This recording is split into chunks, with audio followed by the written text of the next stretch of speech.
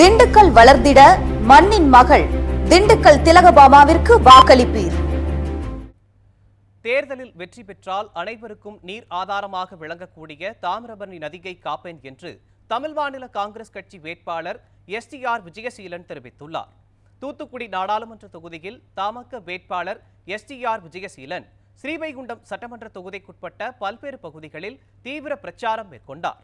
அப்போது வாக்காளர்களிடையே பேசிய அவர் பிரதமர் மோடி கொண்டு வந்த திட்டங்களை எடுத்துக் கூறி தேர்தலில் போட்டியிடுவதாக தெரிவித்தார். மேலும் வெள்ள காலங்களில் மக்களுக்கு பாதிப்பு ஏற்படாதவாறு கரைகளை பலப்படுத்தி மக்களின் காவலனாக செயல்படுவேன் என்று கூறினார். தொடர்ந்து பேசிய அவர் திமுக வேட்பாளர் கனிமொழி கடந்த 5 ஆண்டுகளாக தூத்துக்குடி தொகுதி மக்களுக்காக எதுவும் செய்யவில்லை என்று குற்றம் சாட்டி சைக்கிள் சின்னத்திற்கு வாக்கு சேகரித்தார்.